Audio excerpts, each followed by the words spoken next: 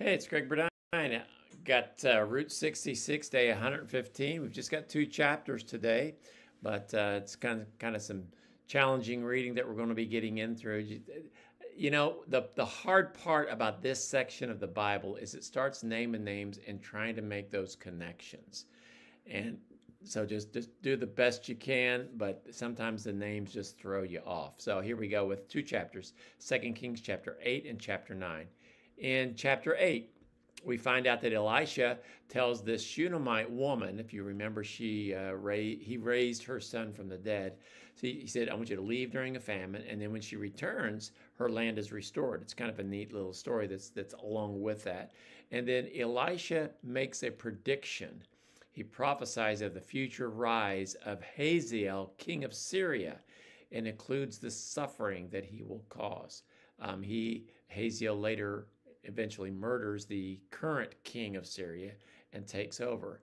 Meanwhile, Jehoram, or also known as Joram, same guy, just two different names, he reigns in Judah and he leads the nation into evil. Remember I said the northern kings, they were all bad. The southern kings, they were almost all bad. They had 8 good ones, but that was about it. And then in chapter 9, Elisha sends a prophet to anoint Jehu to be the king of Israel, the northern tribes. All the southern kings were descendants of David, but every now and then you had a new king. Jehu was commissioned to wipe out the dynasty of Ahab and Jezebel. And so all of their children, they were going to wipe them out. And Jehu took off.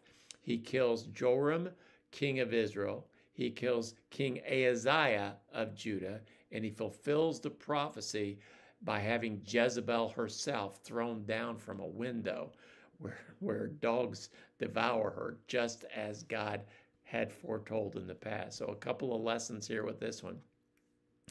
God is always working behind the scenes. Trust his timing. God's got some things going on. We don't always know about it, but he's planning for future events. He is sovereign, both in personal lives and in national affairs. And so, power shifts, and we don't always see what's going on. God's in control. Our job is not to worry about it. Our job is just to let God work and do what we can do and do what we're supposed to do. And then another lesson from chapter 9, it goes along with this. God's justice may be delayed, but it is never denied. Ahab and Jezebel had sinned and sinned and sinned. And I'm sure there are people saying, when is God going to do something about this? Huh? It didn't come immediately, but God finally did something. And when he did, whoa, he did it.